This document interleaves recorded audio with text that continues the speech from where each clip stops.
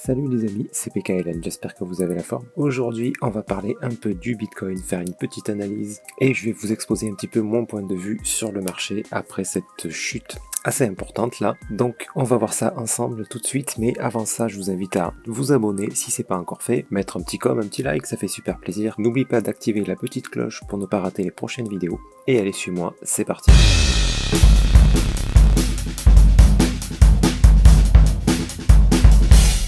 Alors le Bitcoin, donc comme prévu, on a obtenu une chute assez violente. Je dois avouer que je m'attendais à un petit peu moins de violence là-dessus. Mais pour moi, c'est carrément une bonne nouvelle. Je pense que de plus en plus, on voit clairement la structure ici. Pour moi, c'est de moins en moins probable, là, le coup de l'expanding qui vient de péter le top. Là, moi, je mets de côté ce scénario-là. Si ça arrive, super, mais moi, je mise sur un B. Voilà, que ça traîne comme ça un bon petit moment avant que ça reparte à la hausse. Parce qu'avec un coup comme il s'est passé là, une chute comme ça, et c'est pas que sur le Bitcoin, bien sûr, c'est sur les marchés financiers, il y a tout qui dégringole là. La situation économique est très est très pourrie quoi. Et elle est vraiment pas terrible. Et du coup, je pense qu'après un coup comme ça va prendre du temps avant qu'il y ait suffisamment de confiance pour venir casser les plus hauts là. Ça va prendre beaucoup de temps, je pense. Et c'est tant mieux, c'est tant mieux. C'est vraiment, pour moi, une bonne nouvelle. Là, on voit de plus en plus clairement. Là, tout ça correspond à une seule impulsion pour moi. Tout ça, ça fait partie du même move. Et là, on est en train d'entamer la vraie correction. Donc le A, j'attends un B, un C. Je pense qu'on verra un jour ou l'autre le prix encore bien plus bas du Bitcoin. Bien plus haut aussi, hein. Je m'inquiète pas du tout pour ça. Voilà, par contre, ça risque d'être dans longtemps. Moi, ce que j'attends, c'est une capitulation. Je pense qu'ici, la capitulation n'a pas eu encore lieu. Je pense que c'est pas encore la capitulation, ça. Ça n'a pas assez duré, à mon avis, pour que les gens capitulent. Là, c'est beaucoup de FUD, beaucoup de panic sell, de tout ça. La capitulation, ça va être, à mon avis, quand ça va commencer à faire ça. Hop, ça va rechuter, ça va faire ça. Et à un moment donné, on va voir une capitulation où ça va vraiment descendre à l'extrême avant de repartir à la hausse. Voilà, je vais vraiment guetter ce moment-là. Ça m'empêche pas, bien sûr, de faire du DCA toujours. Parce que dans ces prix-là, je pense qu'on va pas y rester 1000 ans non plus, quoi. Bon, après, ce que je pense, on s'en fout, en fait. Hein, mais techniquement, en tout cas, on attend un B. Donc là, on n'a aucun signal pour l'instant d'achat. Donc, bien sûr, on attend. Hein. On va attendre les setups. Moi, j'attends toujours les setups d'achat pour essayer de choper ce B. En trading, en investissement, j'ai acheté quand on a cassé le plus bas là. Là, quand j'ai vu taper les 20 000 et quelques, j'ai encore un petit peu acheté. Hein. J'ai acheté un petit peu de Solana aussi. Du Gala. Enfin voilà, en faisant ça, on se retrouve très vite en positif. Par exemple, sur le Gala, malgré toutes ces chutes qu'il y a eu là, je suis en positif dessus. Pas de beaucoup, hein, mais je suis en positif. J'avais acheté là, dans cette grosse chute, j'avais acheté par là, vers 8 et quelques. Là, après à 6, là j'ai encore acheté à 5 et quelques.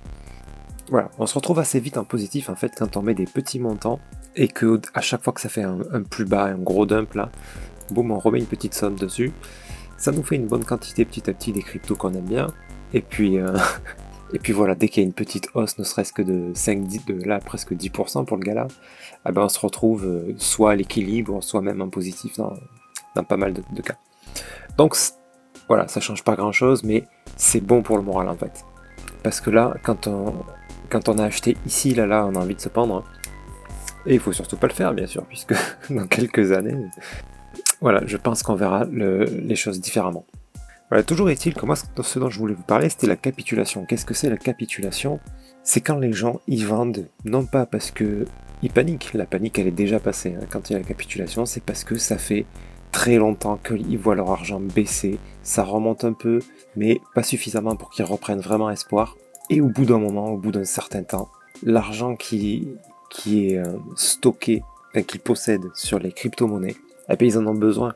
Ils en ont besoin et ils finissent par vendre parce que ils ont besoin de thunes, les gens. Quoi. Lors d'une grosse crise, d'une grosse panique comme la crise Covid, où les gens vont faire des stocks de pâtes et de papier hygiénique, ça m'a toujours fasciné, mais voilà, petite parenthèse. Voilà, dans ces moments-là, ils veulent récupérer du cash, ils vendent. C'est ça une capitulation, c'est vraiment quand les gens, ils ont plus trop le choix en fait. Ils ont plus trop le choix. Je pense que là, ça fait pas encore assez longtemps.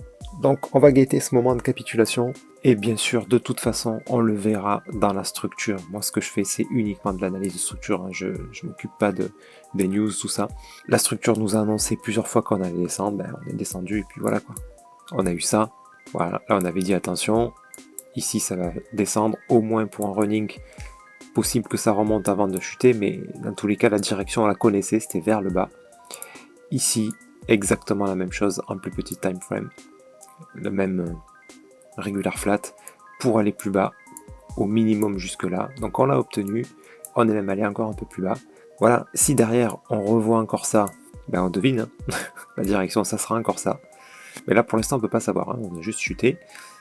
Maintenant si on a ça et que ça traîne un bon petit moment, voilà, moi c'est là que je prendrai un petit trade, un petit long pour essayer de choper ce B là avant de rechuter derrière. Donc voilà pour mon plan. À savoir, là, j'ai une semaine où je vais vraiment pas avoir beaucoup de temps pour analyser. N'hésitez pas à guetter le Twitter. Peut-être que je mettrai un peu plus de tweets à ce moment-là, s'il se passe quelque chose d'intéressant et que j'ai pas le temps de faire une vidéo. Et puis voilà, sur ce les amis, restez forts. Restez forts, il faut voir ça. Moi personnellement, je vois ça comme une opportunité là. Ethereum à 1100$. Rappelez-vous bien, ici, pour ceux qui sont là depuis un petit moment, ici tout le monde voulait en acheter quoi, 4000 balles. Voilà, c'est 4 fois moins cher. Dire, il vaut mieux en acheter maintenant que quand c'était là. Même si ça baisse encore. Hein. Il suffira que ça fasse juste une petite hausse comme ça pour remonter. Et là, vous avez un x3 déjà. Vous voyez? Donc, tout ça, c'est plutôt des opportunités. Attention, quand je dis acheter en spot, hein, en trading, ici, on fait gaffe. Hein. On fait vraiment gaffe. Parce que la chute, on ne sait pas. Voilà, ça peut remonter un peu puis descendre encore. Hein. Donc voilà. Moi, ce que je fais, j'achète un petit peu sur les actifs dans lesquels je suis investi. Et puis voilà, donc là, super opportunité en ce moment. Au plus ça va mal, au mieux c'est pour nous les amis. N'oubliez surtout pas ça, c'est là qu'il y a de l'argent à se faire. Après, on connaît quand même le risque, n'oubliez pas que le risque existe, le marché peut s'écrouler, l'économie peut partir en live, les cryptos peuvent se casser la gueule. Tout est possible, donc on vend pas sa maison pour mettre dans Bitcoin ou des choses comme ça, encore que certains l'ont fait, ils sont devenus millionnaires, mais bon. Moi personnellement je prendrais pas le risque, parce que si vous le faites à un mauvais moment, vous pouvez tout perdre aussi. Hein. Donc voilà, on met de l'argent dont on n'a pas besoin, on met pas toutes ses économies, pour pas faire partie des losers le jour où ça capitule, vous voyez ce que je veux dire? C'est-à-dire si vous mettez trop d'argent, et que dans un an vous en avez besoin, et que dans un an c'est toujours pas reparti à la hausse, vous allez devoir vendre, et puis vous allez perdre une bonne partie, c'est dommage.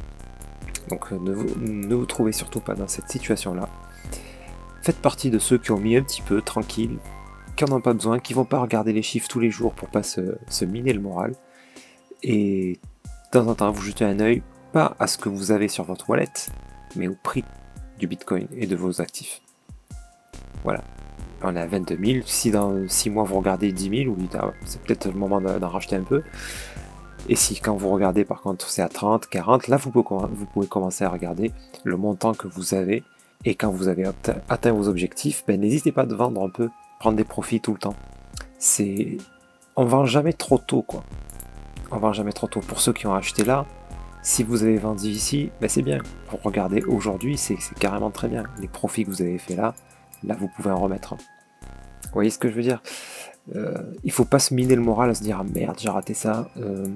C'est pas grave, parce que là oui ok vous avez peut-être raté ça, mais vous avez aussi gagné ça.